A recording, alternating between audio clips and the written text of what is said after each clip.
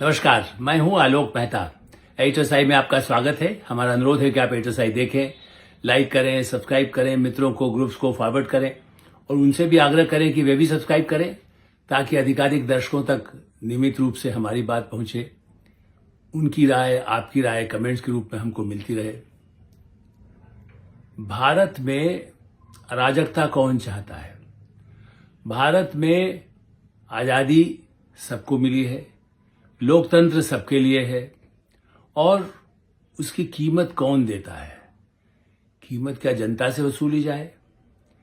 क्योंकि जिस तरह से राहुल गांधी, कांग्रेस पार्टी और उनके साथ की अपोजिशन बार बार जो अराजकता पैदा करने की कोशिश कर रहे हैं, वो लोकतंत्र में खास करके जो दुनिया में जो एक संकट दिखाई दे रहा है, और भारत उससे प्रभावित नहीं है, लेकिन ऐसा पैनिक पैदा करो कि लोग हड़कंप मच जाए, परेशान हो जाएं, भागने लगे इधर उधर, कहाँ मिलेगा खाना, कहाँ मिलेगा। आप सोच रहे हैं क्यों? धैर्य, संयम कौन बरत रहा है? प्रधानमंत्री नरेंद्र मोदी, गृह मंत्री अमित शाह, विदेश मंत्री जयशंकर, रक्षा मंत्री राजनाथ सिंह और हरदीप सिंह पुरी, पेट्रोलियम मंत्री, वित्त मंत्री निर्मला सीतारमण, कॉमर्स मिनिस्टर पीयूष गोयल। मैं इसलिए नाम बता रहा हूं कि ये टॉप है, बाकी तो पूरा मंत्रिमंडल ही साथ होता है। वो अनावश्यक बातें नहीं फैला रहे, बल्कि स्थिति को दुनिया में कैसे नजर रख करके हम कैसे उसको ठीक रखें, भारतवासियों को एक इंच भी कष्ट न हो। होता है ना आपको तकलीफ? हाँ होता है। भाई यदि गैस नहीं आई तो खाना कैसे बनेगा? भारत में वैसे अभी भी लाखों लोग जो हैं वो जीवन गांव में भी जीते हैं, कभी गैस से भी उपयोग होता है, कभी दूसरी चीजों से भी होता है और उनमें धैर्य होता है। लेकिन कैसा पैनिक पैदा किया गया है? केवल कर्नाटक में, बेंगलोर में क्यों किसी खबर आती है कि साहब होटल रेस्तरां बंद हो जाएंगे, चूंकि कांग्रेस की शासन है। दिल्ली में अराजकता की क्या स्थिति है कि इन चीजों पर भाई पेट्रोलियम में बहस करना है तो विदेश मंत्री जयशंकर जवाब दे चुके हैं, नहीं, लेकिन 3 दिन, लगभग 3 दिन, वैसे 10 घंटे की बहस का रखा गया था, लेकिन एक दिन बर्बाद किया गया। सोमवार को, मंगल बुध को जो बहस हुई वो किस लिए? कि लोकसभा के स्पीकर को हटाना है हमें विश्वास प्रस्ताव। मालूम है कि मिलना नहीं है, बहुमत नहीं है, लेकिन अराजकता पैदा करना, संसद में हंगामा, संसद में देखो, दुनिया को दिखाना है कि लोकतंत्र में हमें अपोजिशन को नहीं बोलने दे रहे, जानते हुए कि बहुमत नहीं था। उसके बाद भी अधिकार तो उनको है, मैं नहीं कह रहा हूं अधिकार नहीं है, लेकिन जब दूसरी भारत में आपको चिंता है कि हमारे देश में कैसी पेट्रोलियम संकट, जो गल्फ की लड़ाई चल रही, यूक्रेन और रूस की लड़ाई चल रही, इतने भयानक बमबारी हो रही है, भारतीय लोग फंसे हुए हैं, उनको लाने के लिए भारत सरकार और लड़ाई से जुड़ी हुई है। ऐसे समय में नहीं, हमको तो पिछले सत्र में लाया गया था, वरना विड्रॉ कर लेते। जिस सत्र में पहले रखा गया, प्रारंभ में, पहले दौर में, पहले सत्र में अविश्वास प्रस्ताव स्पीकर के खिलाफ, लोकसभा अध्यक्ष के खिलाफ, ये सही मौका था कि अपनी भी इज्जत बचे और लोकतंत्र के लिए आपका बिगुल बच जाए। नहीं, गृह मंत्री अमित शाह करारा जवाब दे तो उसी के बाद सब आएगा और सब लोगों ने जो धोया है अपोजिशन को, ठीक है, अपोजिशन कह सकते हैं कि हमने हमला किया, हमने वो बातें बोल दी जो नहीं बोलने दिया था। अरे आप कौन जनता उसको सुन रही है? कौन सी फाइल और कौन सा ये आप झूठे झूठे आरोप लगा करके, जनता को उससे मतलब नहीं है। हाँ, पेट्रोल से मतलब है, लेकिन मैं इसीलिए इस बात की शुरुआत किया कि पैदा किया जा रहा है कि पेट्रोल का संकट हो गया और गैस तो मिलेगी नहीं, होटल बंद हो रहे, रेस्तरां बंद हो रहे। बेंगलोर से दिल्ली, मुंबई क्या छोटा शहर है?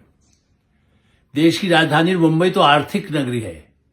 एक भी किसी बड़े होटल से, ताज से, ओबेराय से, और मतलब आप कितने नाम गिराऊं मैं तो बंबई के इतने सारे होटल से, एक तो 5 स्टार्स ऐसे जो बड़े बड़े दुनिया के देश आते हैं, दिल्ली में भी आते हैं, कहते हैं यहाँ के होटल जो है, ललित होटल चले जाएं, ताज पैलेस चले जाएं, ओबेराय तो है ही पुराना, सबसे पहले का, जितना प्रतिष्ठित हो गया है, वहां से कोई हाहाकार नहीं है।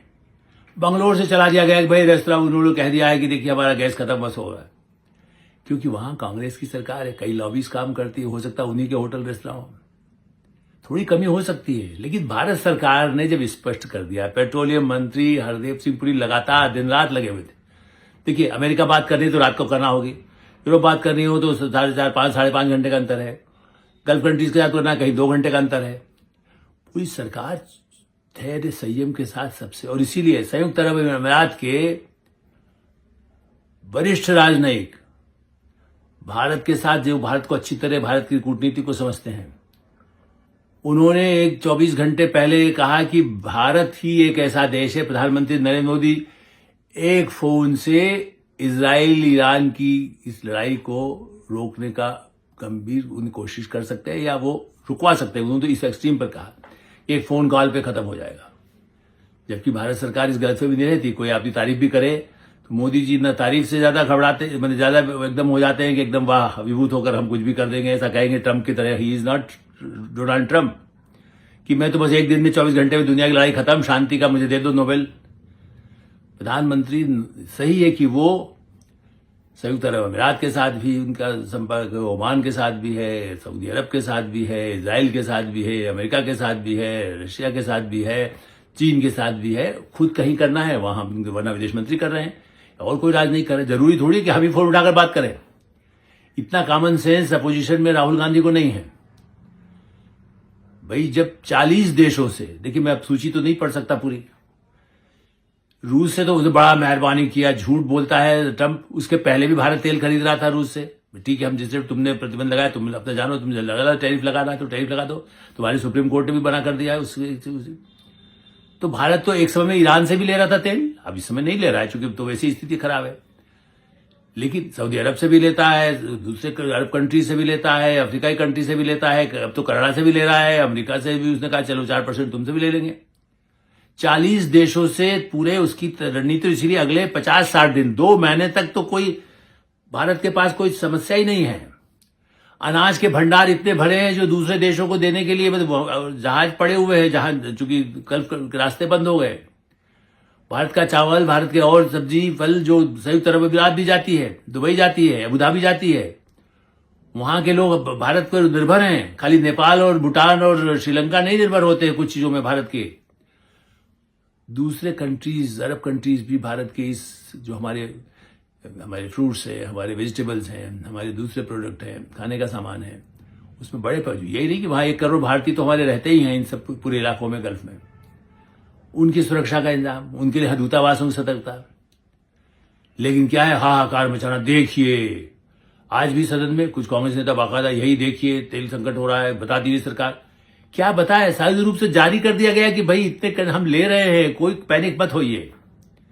लेकिन मेरा यही है, मेरा जो पिछले वर्षों का अनुभव दिखाई देता है कि राहुल गांधी एंड कंपनी को केवल अनार्किस्ट, वैसे तो अरविंद केजरीवाल कहते थे, इसकी मैं बहुत आलोचना करता था, लेकिन अब ऐसा लगता है कि अरविंद केजरीवाल की पूंछ बन रहे हैं कांग्रेस पार्टी के नेता।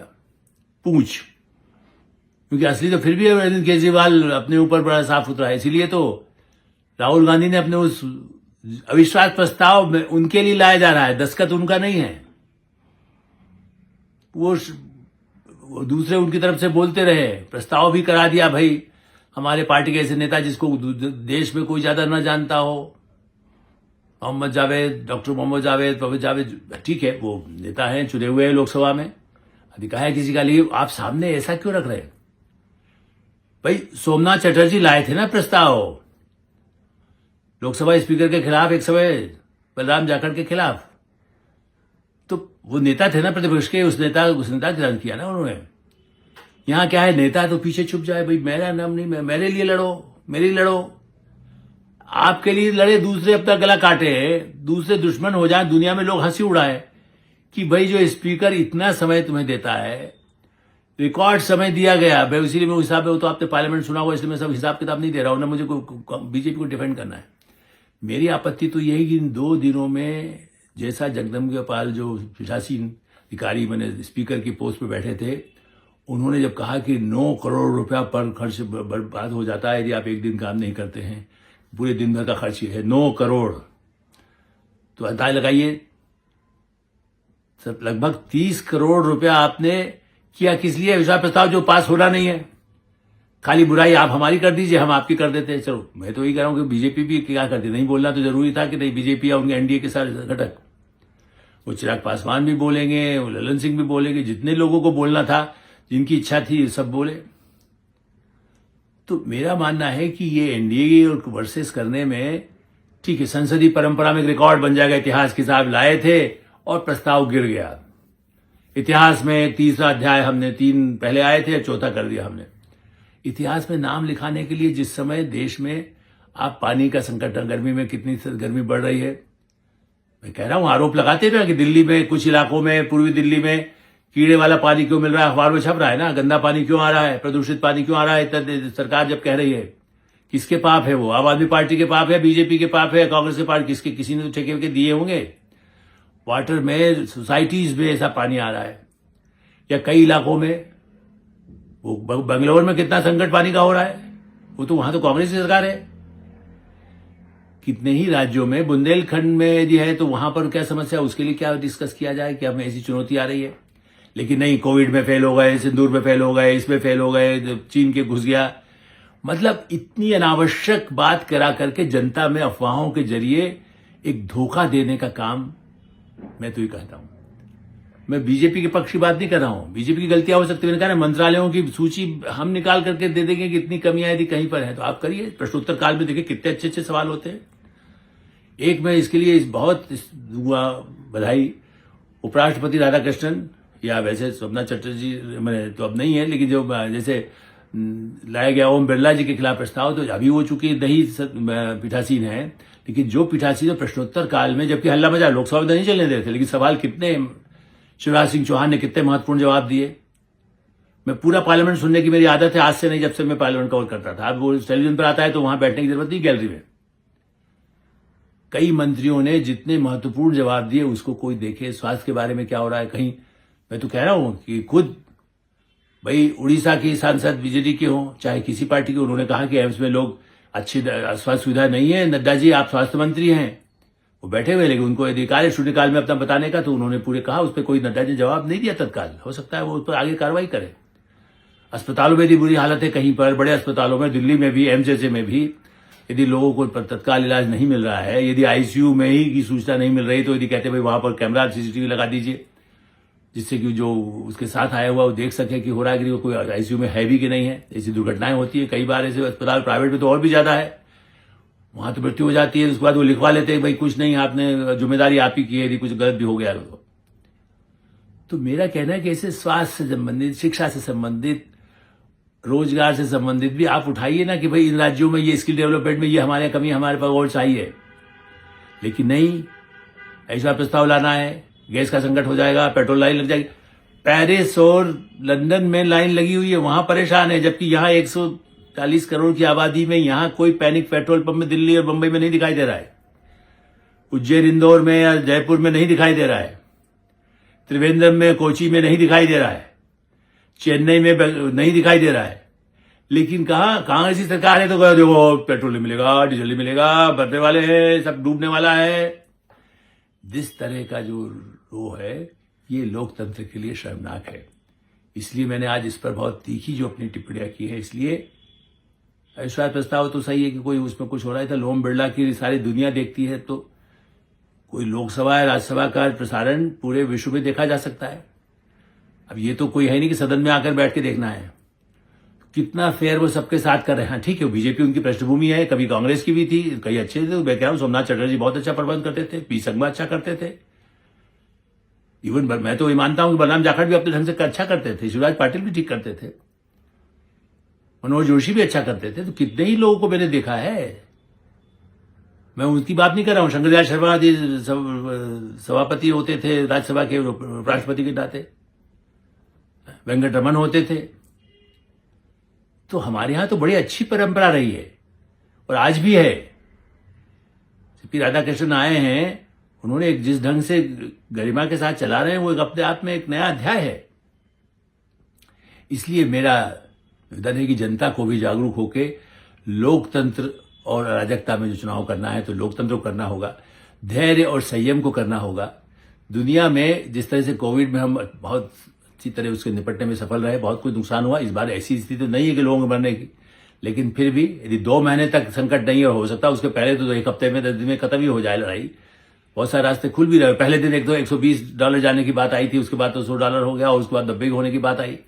तो उतार चढ़ाव तो पेट्रोल का होता रहेगा, और भारत सरकार इसलिए संतुलित रखती है। ज्यादा बढ़ता है तब भी बहुत नहीं बढ़ाती, कम हो जाता है तब भी उतना रखती है ताकि वो जो घाटा है वो पूरा हो सके।